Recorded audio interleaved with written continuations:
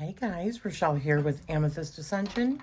If you are new here, welcome. And if you're returning, thank you so much for joining me again. So I just got in yesterday, actually, an awesome package from Baroque Publishing. This was a Kickstarter that I backed. And because I had backed a previous Kickstarter, they always do this thing where it's like for VIP. And so it's the lowest pricing. Plus you get like perks if you do it within like the first 48 hours. I mean, they just run really good Kickstarters. So this had been my third Kickstarter that I had done with them. I did back the first Baroque tarot, first edition with them, and then I backed the Naked Truth. Then I backed the Baroque tarot, and now currently I am backing the Chibi or Chibi, not sure how it's pronounced, tarot. So this came yesterday, and it was way more than what I had expected. I think he sent me a couple other things because of using my videos in the campaigns, or using my video in this particular campaign, from a side-by-side, an unfair comparison that I did with this and the other Baroque tarot from Lamucci. So let's show you everything. Oh my gosh. First of all, it came with another one of the beautiful velvet bags. Okay. Unveil your naked truth. Which obviously it doesn't have to be with the Naked Truth tarot. It works perfectly with that, but it would work with any deck really, because it's your naked truth. You know, like what are you revealing in your tarot readings and stuff. So I thought that was beautiful. And then the same cloth that I had given away with the Naked Truth, I got another one. So this time I might keep it. I'm not sure. It is really just so beautiful. I'm not sure. I haven't decided what I'm going to do with this yet, because I'm not normally one for, you know, using tarot cloths. However, it could be a nice like altar cloth, or around my little table over there, or on the top of that it could look good. So I might. We'll see. If not, it will probably be in a future giveaway or something. So here is, he sent me the box. It is so pretty. Oh my gosh. It's got a little padlock on it. And the Baroque tarot, the new Deluxe edition, fits beautifully inside of it. I thought that was excellent. I accidentally did that with my scissors, but isn't that pretty? Beautiful. They did a really good job on these. Okay, so today's the next day. So I wanted to finish showing this. It's so beautiful. Look at how well that was done. So, and it's a little like combination padlock, but I would never do that because I'd be afraid. I'd forget what it was and I would never be able to open it. That's just me. So, in this came the full-size Deluxe edition and the travel size. So I did put all these back in order again so that you can see the difference. And there is a difference. So anyways, on the big one, now the first, also, I did do a side-by-side off camera of this one, the first edition, and the Deluxe edition. And one thing, first of all, the box, this is a two-piece box, and this is a magnetic, like, wrap box. So I like that. I like this better. I like the magnetic boxes.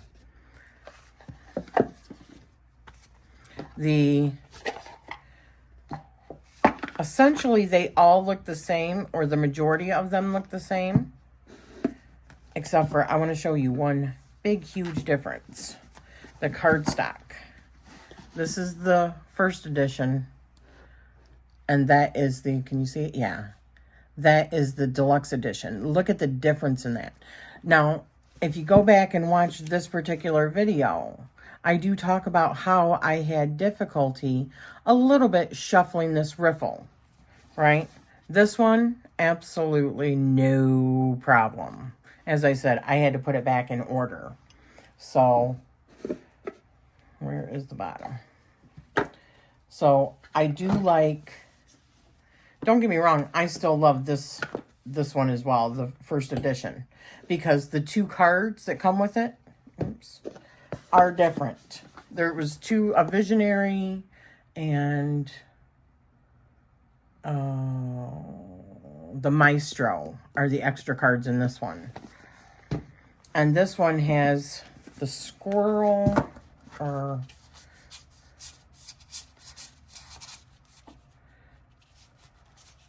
it's got the happy squirrel and the quill, which I like both of those also. So, decisions, right? Nope, I don't have to decide. I just keep them both. So, anyways, let's see. The back says, the Baroque Tarot Deluxe Edition, an exquisite journey through Baroque art. And I cannot read. That's really little. Let me put my glasses on. 80 cards with a physical little white book and a digital guidebook. Printed in China. Copyright 2024, Spectrum Projects, LLC. Now, this one said BaroqueTarot.com, but it has since changed, and it's now Baroque Publishing. Okay? So, oh, and the inside. That's what that looks like. May this tarot deck bring you many years of fun readings. With love, Mustafa. Amori, Vincent, Omnia, love conquers all. Caravaggio. I love that. So, here is the deluxe edition. And now the travel edition is a 2-part box. It says, may this deck bring you many years of fun readings. With love, Mustafa. Another difference is that there's no like gilding on this. However, there is on this one. This is gilding. I do hope this is a little bit better too. I decided to put my lights on both sides again instead of having it over here. So hopefully that helps, because over where I do most of my, and I can't have the overhead light on, where I do most of these, there is no outside light that comes in this way. So I've only got one window, and I got the sliders, but the sliders are under my deck. So there's no direct light that really comes in there either. And, you know, so the window that's got like an altar set up over there, I don't have room to do these. So, and I'm not changing my whole room around, so I use the lights. So hopefully that keeps them, you know, halfway decent. So let me get a little bit closer so I can show you the difference. And the difference in size too. Okay.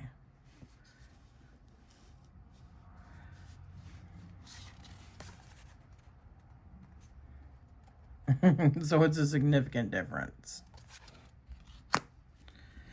Now, you know, it's really cool that the travel doesn't come with the little filigree frame around it, because it's such a tiny image already. It's like they did not have to cut down, from what I can see, and we'll see as we go through it, but like they didn't have to cut down the image too much. Because this is like, I like to say, like valuable real estate right here as far as art goes, right? So with not using a border for this edition. But let me just say, I'm not usually a border person, but on this deck, oh, it's exquisite. It is so beautiful. So let's just go through it. And let me just show you. This is the same as the Naked Truth. So for those that got the Naked Truth and the Chibi unless it gets changed, is going to be this way as well. So, and the thickness of both of these decks is the same. So I'm not sure if they use the same, but I think they use the same cardstock. Obviously, it's going to feel a little bit different because of the size.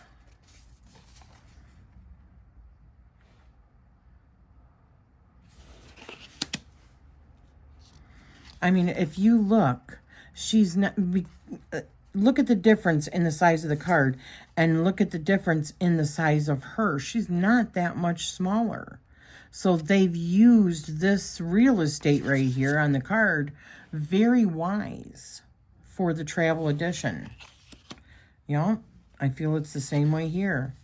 And it does change the entire look of the deck. So if you were ever wondering what it looks like without the frame on it, well, there you go.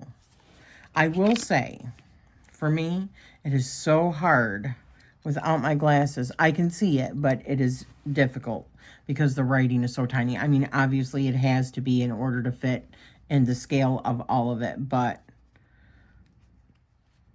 I do need to pretty much wear my glasses, which anymore, it's getting to where I've got to wear them all the time anyways. At least where anything that's reading is involved. I hope you're not getting too much glare. These are like a matte. Oh, and these are like, I don't know if they're considered linen, but there is like a weave that's on the cards. Does it say?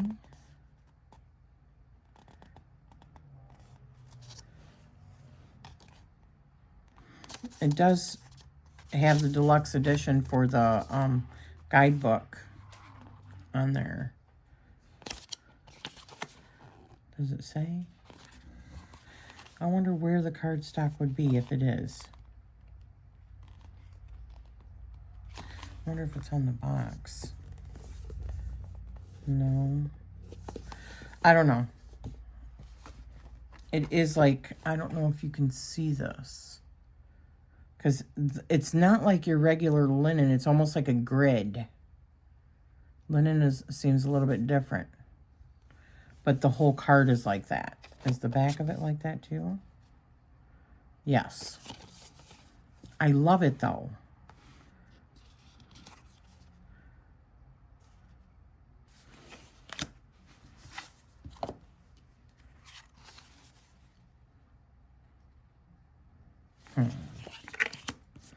Man, this is just such a beautiful deck.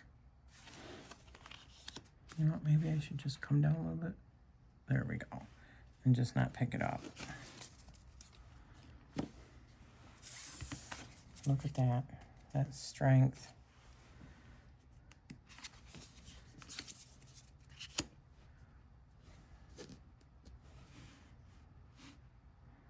I love that hermit.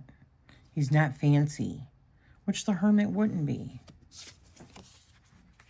I know that this one changed. This one looks different than the regular version. The first edition, I should say.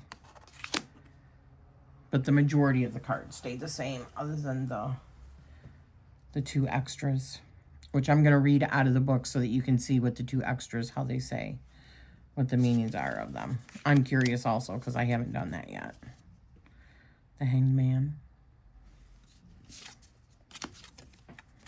Oh, look at that death. Wow.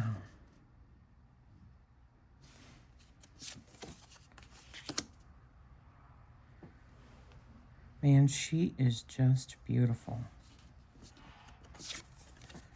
I just love the art style of this deck so much.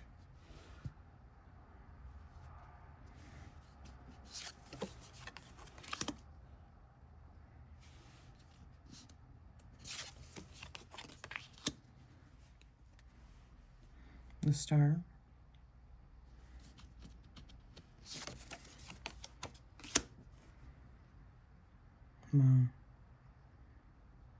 Moon.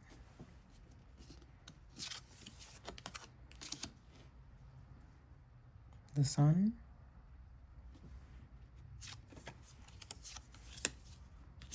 Wow, look at that Judgment.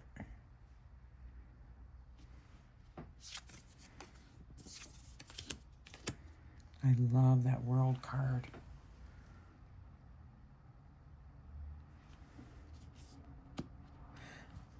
Another thing also, and I don't know if you can see it, but this is also like gold, like embossed or whatever you call it. This one is not.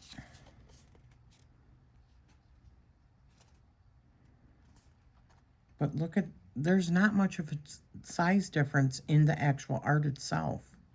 I love that. I love that. Oh, did I not? Okay.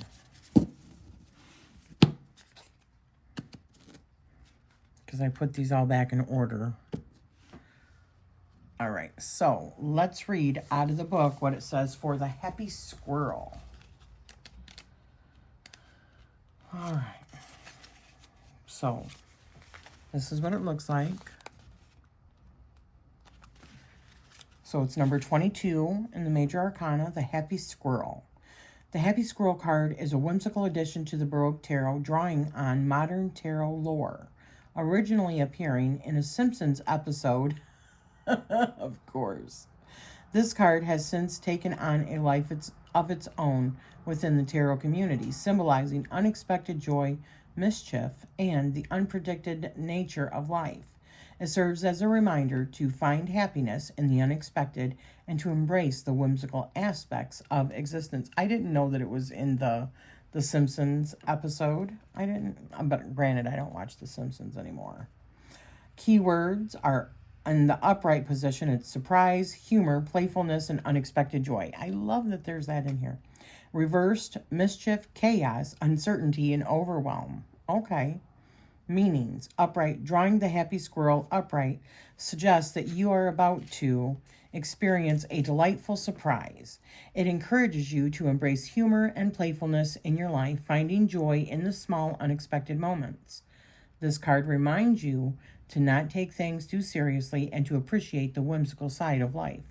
In reverse, it means the happy squirrel reversed indicates that mischief or chaos may be at play. It could signify that unexpected changes are causing you to feel overwhelmed or uncertain. This card advises you to take a step back, reassess your situation, and find a way to navigate through the unpredictability with grace and patience. I love that. Oh my gosh, I love that. And then for the quill, which is 23, the quill represents communication, creativity, and the power of the written word. It's a symbol of intellectual pursuits and the importance of expressing one's thoughts and ideas. This card encourages you to harness your creativity and use your communication skills to make a positive impact. So upright, it means communication, creativity, expression, and insight. In reverse, it means miscommunication, writer's block, suppression, and misunderstanding. So the meanings are upright. Drawing the quill upright suggests that now is... Let me pause. Sorry, that was kind of loud because I've got the windows open and just letting the house air out today because it was only getting up to like 69, 70 degrees today, which is beautiful. So where was I? Upright. Drawing the quill upright suggests that now is the time to express yourself clearly and creatively. Whether it's through writing, speaking, or another form of communication, your ideas and insights have the potential to inspire and influence others. This card encourages you to pursue intellectual endeavors and to share your knowledge and creativity with the world. In reverse, it means the quill reverse indicates that you may be experiencing difficulties in communication or creative expression. This could manifest as a writer's block, misunderstandings, or a feeling of being suppressed. This card advises you to find new ways to express yourself and to seek clarity in your interactions. It's important to address any issues of miscommunication and to find constructive outlets for your creativity. I love that. And it's so beautiful. Is that not beautiful? Oh my gosh. All right. So now we get into the wands. We've got our Ace of Wands there. I think that's beautiful. And look at how elaborate that gorgeous wand is.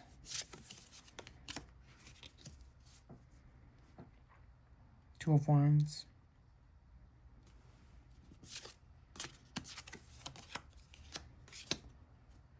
Three of Wands.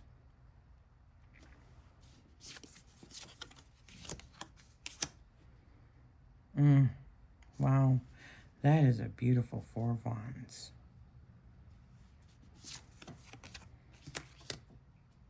Five of Wands. Beautiful. Wow, look at him. Six of Wands.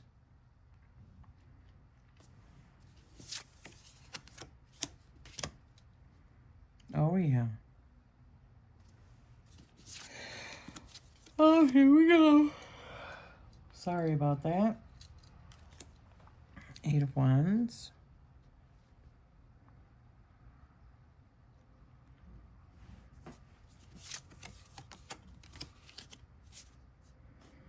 Wow. Who wants to be in that position?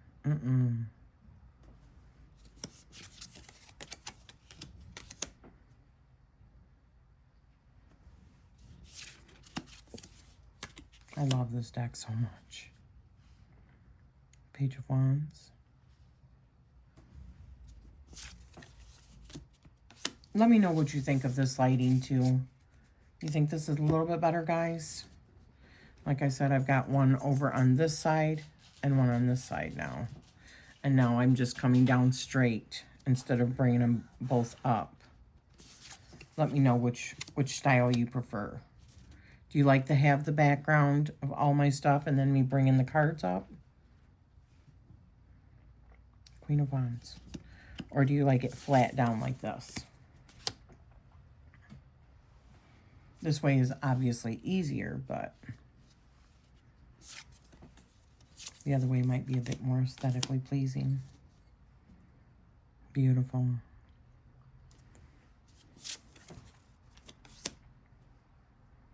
Oh, I love that.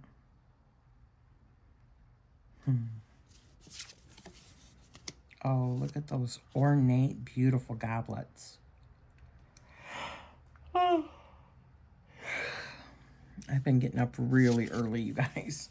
I think I need another cappuccino. You know what? I think I'm going to go do that. 1 second. So we've got the Four of Cups.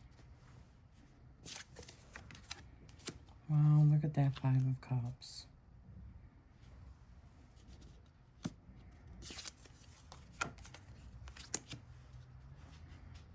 Six of Cups.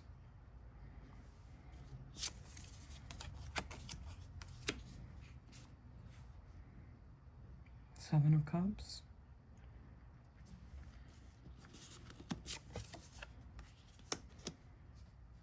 Wow, Eight of Cups.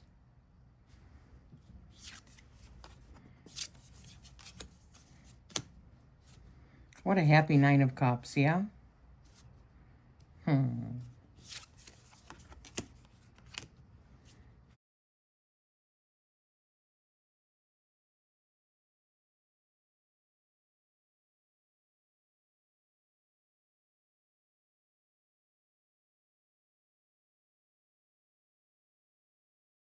I love this Page of Cups.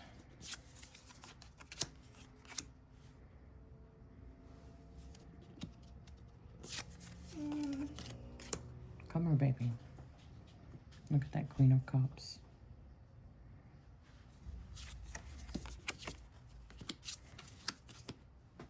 I love this King of Cups. And look at that goblet. Does that just, I mean, feels very decadent to me.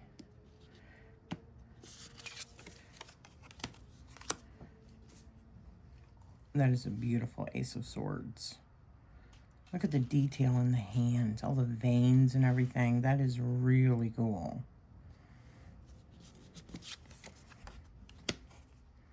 Wow. I like that too. Yeah, not a fan of this, but definitely gets its point across, right? Love that. That is a good Four of Swords. I mean, it could be a dead body, but it definitely feels different. It could also be just like, man, I am whooped. I can't take this anymore. I'm exhausted. You know? Yeah. This guy feels worn out too. Like, man, I just cannot take another battle. I just cannot. That one just tore me up, you know?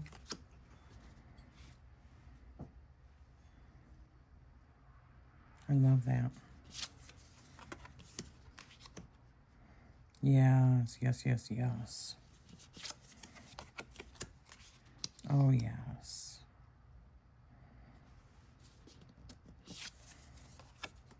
Beautiful. That's so good.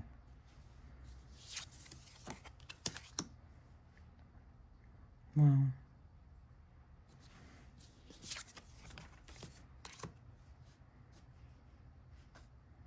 I like it.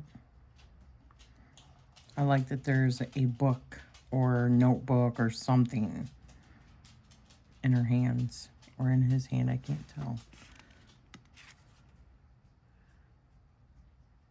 Her. I think it's a her. Who knows? Doesn't really matter, but in their hand. I like that. Beautiful. I love that. So what are you guys thinking about this version without the filigree around it? And if you are not normally a person that likes the borders, what do you think about this particular deck and the border? Because it is black. This is all black. But even the way that it's done, the transition for most of them, because they're dark images, it just looks like there's a frame inside of it and it's still black. And that might be the case for some of them. I don't know, but you can see it here. Now it's clearly framed out because it's not the dark background, but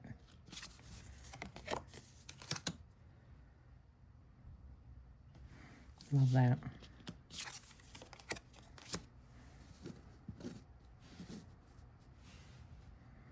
Yes.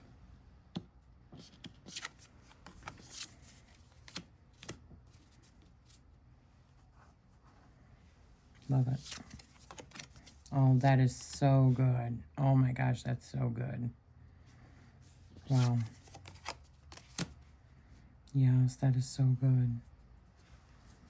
Man, this deck is stunning. I'm so excited now that it's the new cardstock because the cardstock is just phenomenal. The coloring looks a little bit different in this one. This one looks a little bit darker. Does it look that same way to you? Let me get a little bit closer. There we go.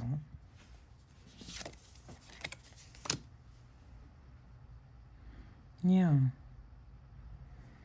Maybe it's just the angle where I'm looking at it. I don't know.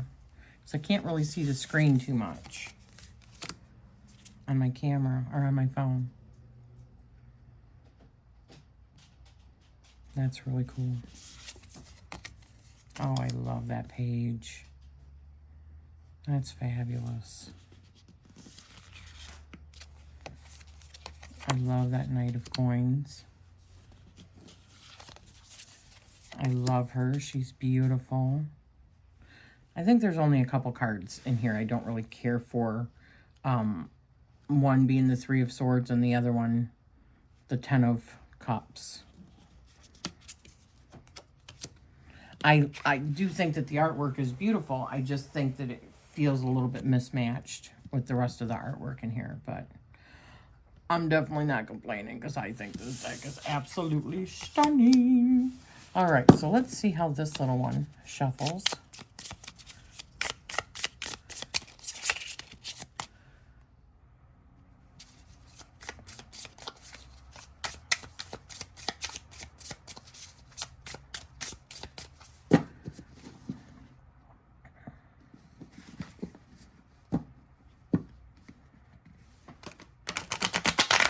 Yeah, that one's a bit rough. But that's a personal thing. That's a me thing, because I always have issues trying to riffle like little decks. So I usually just do like the side shuffle kind of thing. And just let them drop like a waterfall, and it actually shuffles them and gets them really well dispersed, which I like. And then let's see how this one shuffles.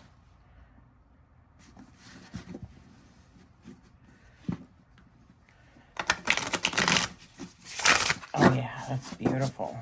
Let me get that out of the way.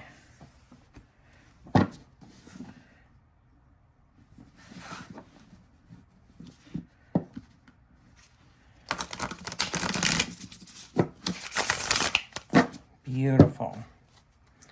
Huh, I still got the Fool.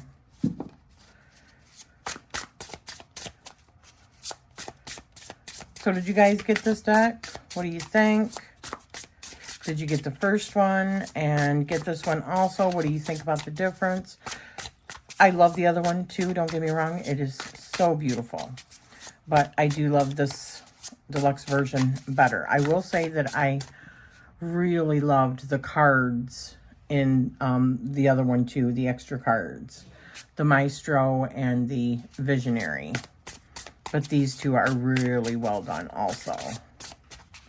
So let's see if I would get like a 3-card reading. Oh.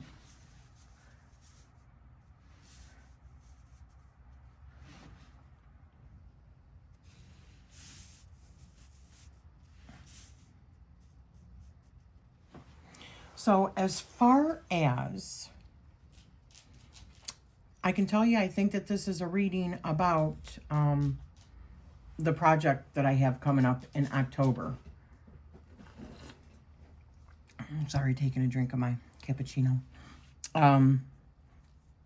This month, well, starting in October, I'm going to be really trying to buckle down. That's why I've made all of my videos ahead of time, and I'm just trying to get ahead of the game. All my reviews, they're all done. It's just a matter of, sending them out into the world publicly, so that I have time to work on my guidebook for the Matrix decks, the Book of Secrets. I plan on doing that in October, and I know this is awkward or sideways. So I think that this is talking about that inspiration, and then once I complete it, feeling that, really feeling that level of accomplishment. Because once I'm done with that, I'm going to try and see if I can get it published as well. I mean myself, like through Amazon or Lulu or something like that, because I know a lot of people prefer to have actual paper books instead of digital. I think that the digital is going to be awesome, but I'm not going to really do a book in that kind of aesthetic, so I've got to reformat the whole thing after I'm done with it. So I think once I'm done with all that and the idea, and actually being able to sit and really take some time out, but really be appreciative and grateful for what I have accomplished thus far, because I just started putting all of the decks onto, I've got a few more to put on, but I think I've got like 9 of my decks now on my Ko-fi shop, and that really just put things into perspective for me. I have done, 9, 10, 11, like 12 decks now. 12 decks. And I've still got 3 decks that I'm working on, and I bought the rights for 5 more decks. But I'm going to pause for a little while after I get this job done with the Book of Secrets, because writing a book is a lot of work, especially for me, because it's not really what I want to be doing. Okay. I got to pull it out of me, you know. But I think that it's important. I think once people see that in conjunction with the Matrix deck, they're going to understand a little bit better why I made that deck once they see the book. But anyways, I think that that's what this is talking about. You know, how this inspiration and the work that I did with the past life stuff, how it turned into something for me as a creative expression. And then after I'm done, I should be able to take a moment of pause and just be able to, you know, take a break, because I need a break.